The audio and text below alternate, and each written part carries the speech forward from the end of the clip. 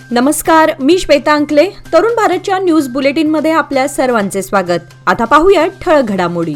कणबर्गी व बैलहोंगल येथील वकिलांवर झालेल्या हल्लेखोराला त्वरित अटक करावी अशी मागणी बेळगावच्या वकील संघटनेचे प्रतिनिधी ॲडव्होकेट NR लातूर यांनी केली आहे. बुधवारी वकील संघटनेच्या पदाधिकाऱ्यांसमवेत जिल्हाधिकाऱ्यांना निवेदन दिले. जिल्हाधिकारी मोहम्मद रोशन यांनी निवेदनाचा स्वीकार केला. आपण जिल्हा न्यायालयात सेवा बजावत असून 3 एप्रिल रोजी सायंकाळी निघालो असताना एकाने आपणावर प्राणघातक हल्ला केला. हल्ल्यामध्ये आपला उजवा हात फ्रॅक्चर झाला आहे. हल्लेखोराकडून आपल्याला जीवे मारण्याची धमकी देण्यात येत आहे. हल्लेखोराविरोधात माळ मारुती पोलिसात FIR दाखल झाला आहे. मात्र पोलिसांनी अद्याप हल्लेखोराला अटक केलेली नाही. त्यामुळे पोलिसांवर कारवाई करावी अशी तक्रार ॲडव्होकेट लातूर यांनी निवेदनातून केली आहे. निवेदन देताना ॲडव्होकेट KK यादगुडे, ॲडव्होकेट MD हुन्नूर आदी उपस्थित होते. जनतेच्या तक्रारींचे निवारण आणि सरकारी अधिकाऱ्यांद्वारे होणाऱ्या भ्रष्टाचारावर लक्ष ठेवण्यासाठी कर्नाटक लोकायुक्त यांच्या प्रमुख उपस्थितीत बैठक आयोजित करण्यात आली होती. शहरातील तालुका पंचायतीच्या सभागृहात आयोजित बैठकीत लोकायुक्तांनी जिल्ह्यांमधून आलेल्या तक्रारींचा आढावा घेतला आणि भविष्यात त्यावर अधिक चांगल्या पद्धतीने कार्यवाही करण्याचे आश्वासन दिले. बैठकीमध्ये लोकायुक्तांनी सरकारी कर्मचाऱ्यांचे गैरवर्तन, भ्रष्टाचार आणि लोकांच्या समस्यांवर सखोल चर्चा केली. तसेच जनतेला त्यांच्या तक्रारी संबंधित उचित मार्गदर्शन आणि मदतीची योजना तयार करण्याचे निर्देश दिले. लोकायुक्तांनी भ्रष्टाचाराच्या बाबतीत कठोर कारवाईची ग्वाही दिली असून सरकारी कर्मचाऱ्यांच्या वर्तनावर अधिक कठोर लक्ष ठेवण्याचे सूचित केले. जिल्ह्यातील नागरिकांना त्यांच्या तक्रारींना योग्य न्याय मिळवून देण्यासाठी कर्नाटक लोकायुक्त कार्यरत आहेत असे यावेळी लोकायुक्तांनी स्पष्ट केले. हिंडलगा गावात सुरू असलेल्या स्मृती भवन बांधकामासंदर्भात कोणतीही परवानगी न घेता काम सुरू केल्यास संबंधित संघटनेवर कठोर कारवाई केली जाईल अशी माहिती बेळगाव जिल्हाधिकारी मोहम्मद रोशन यांनी दिली. बुधवारी जिल्हाधिकारी कार्यालय आयोजित पत्रकार परिषदेत ते बोलत होते. कन्नड संघटनांनी या प्रकरणी त्यांच्याकडे निवेदन दिले असून त्यात कळवण्यात आले आहे की समितीकडून हिंडलगा गावामध्ये स्मृती भवन बांधण्यात येत आहे, ज्यामुळे कन्नड संघटनांच्या भावना दुखावल्या जात आहेत. यामुळे संबंधित संघटनेला नोटीस दिली असून तात्काळ बांधकाम थांबवण्याचे आदेश दिले जातील असे जिल्हाधिकाऱ्यांनी सांगितले. ते पुढे म्हणाले, जिल्हा प्रशासन कोणत्याही वादग्रस्त किंवा समाजात तेढ निर्माण करणाऱ्या उपक्रमांना परवानगी देणार नाही अशी माहिती त्यांनी दिली.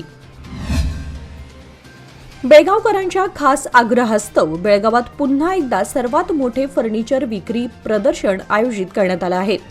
सदर प्रदर्शन हे 22 एप्रिलपर्यंत सिमेंट्स हॉल कोर्ट कंपाऊंड समोर अंजुमन कॉलेजच्या शेजारी चन्नमा सर्कल रोड येथे सकाळी 10 ते रात्री 9 वाजेपर्यंत सुरू राहणार आहे.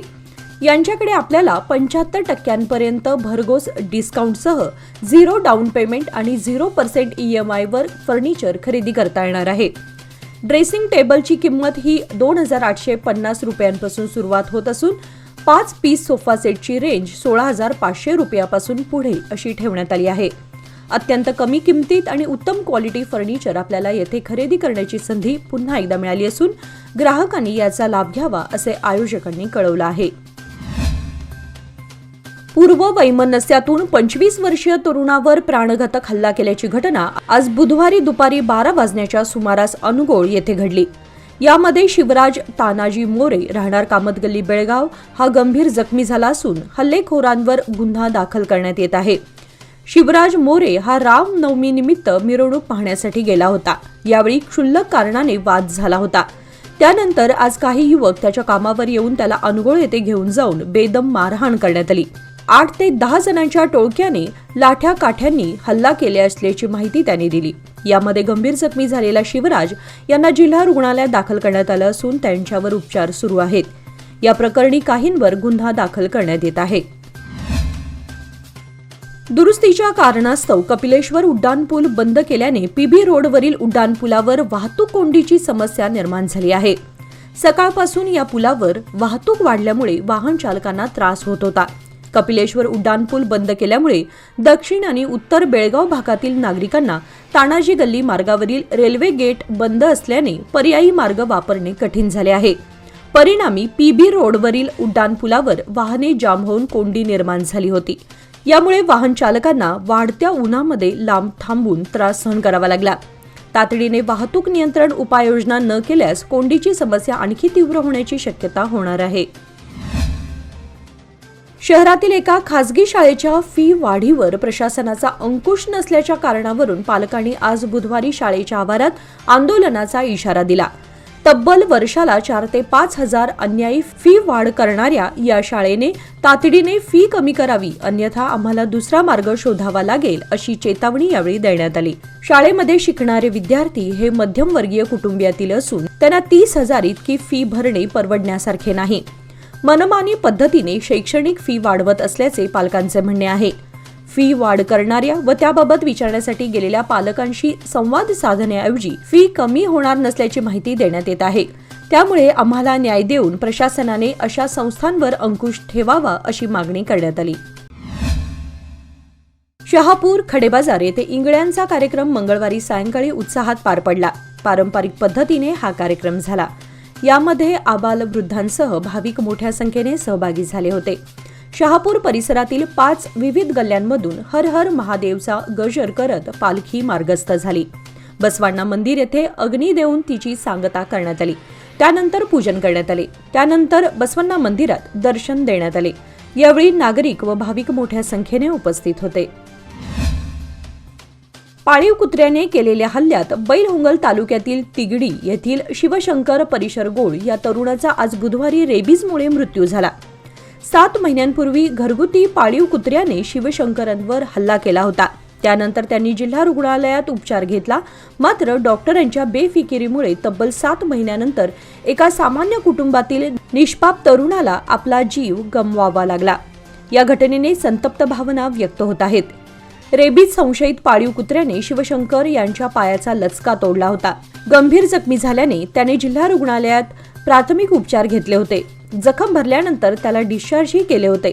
रेबीज प्रतिबंधक लसीचे डोस पूर्ण झाले होते.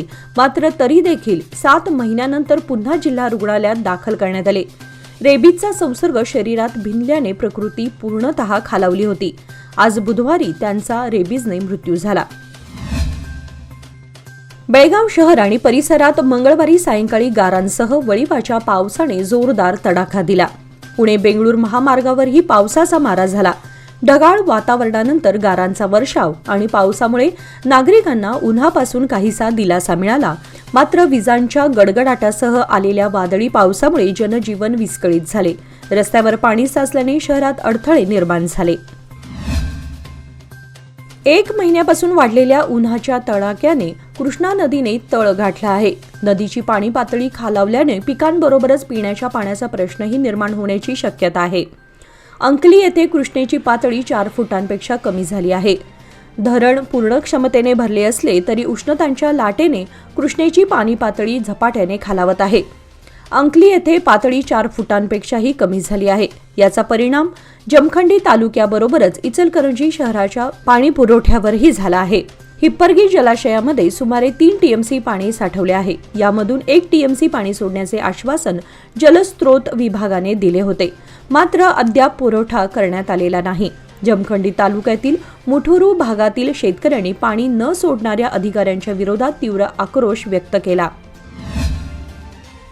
श्री हनुमान मंदिर जीर्णोद्धाराच्या सुवर्ण महोत्सवानिमित्त सांब्रा कुस्तीगीर कमिटी आणि ग्रामस्थांच्या वतीने रविवार दिनांक 13 एप्रिल रोजी भव्य आंतरराष्ट्रीय निकाली कुस्त्यांचे मैदान आयोजित करण्यात आले आहे. राष्ट्रीय विजेता गणेश जगताप आंतरराष्ट्रीय कुस्ती संकुल पुणे आणि इराणचा आंतरराष्ट्रीय मल्ल मिलाद यांच्यात पहिल्या क्रमांकाची लढत होणार आहे. विमानतळ लगतच्या मैदानावर होणाऱ्या या आखाड्यात 2 नंबरची कुस्ती कर्नाटक केसरी नागराज बसिडोनी विरुद्ध महाराष्ट्र चॅम्पियन ओमकार भातमारे तालुका इचलकरंजी यांच्यात होणार आहे. 3ऱ्या क्रमांकाची लढत कर्नाटक चॅम्पियन गिरीश दावणगेरी आणि दिल्लीचा मल्ल तेजा यांच्यात होणार आहे. 4थ्या क्रमांकाची कुस्ती विक्रम शिनोळी आणि पुण्याचा करण ठाणे. 5वी लढत पृथ्वीराज कंगराळी विरुद्ध रुद्राप्पा एमटी. 6वी कुस्ती महेश तीर्थकुंडे आणि सुरेश अथणी.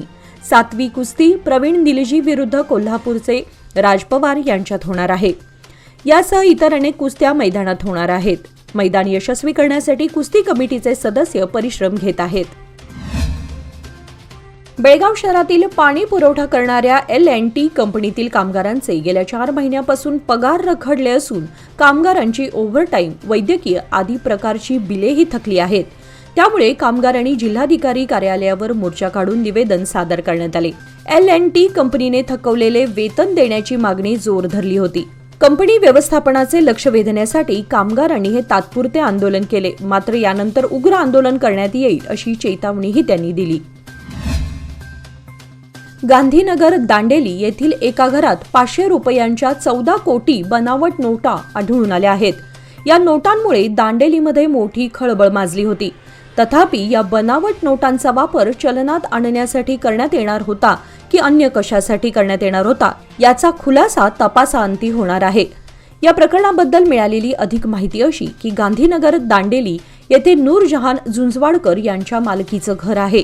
हे घर गोव्यातील अरसद खान नावाच्या व्यक्तीने भाड्याने घेतले होते. तथापि गेल्या महिन्याभरापासून अरसदच्या घरामध्ये वावर आढळून आला नव्हता. म्हणून घराची पाहणी केली असता पाठील मागील दरवाजाची कडी न लावण्यात आल्याचं दिसून आलं. ही माहिती दांडेली नगर पोलीस ठाण्याला दिली असता पोलिसांनी घराची पाहणी केली. त्यावेळी 500 रुपयांच्या 14 कोटी रुपये आणि नोटा मोजण्यासाठी वापरण्यात येणारी मशीन आढळून आली. अमेरिकेचे अध्यक्ष डोनाल्ड ट्रम्प यांच्या बहुचर्चित प्रतिद्वंद्वी कर पद्धतीचे कार्यान्वयन आज बुधवारपासून होत आहे.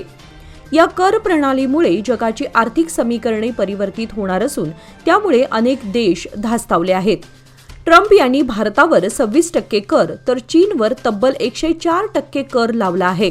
याखेरीज ते 1-2 दिवसांमध्ये औषधांवरही कर लागू करण्याची घोषणा करणार आहेत.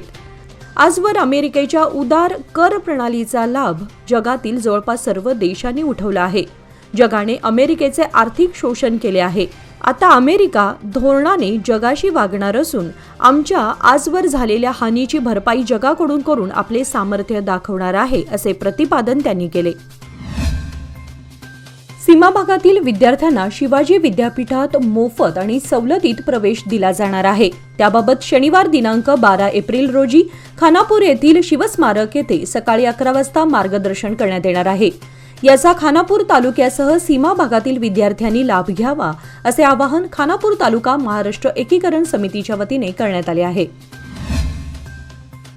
याचबरोबर आजचे बातमीपत्र इथे संपले. अधिक माहिती आणि ताज्या घडामोडींसाठी पाहत रहा तरुण भारत न्यूज चॅनल. तसेच आमच्या चॅनलला लाईक, शेअर आणि सबस्क्राईब करायला विसरू नका. आणि विश्वासार्ह बातम्यांसाठी दररोज वाचा दैनिक तरुण भारत. धन्यवाद.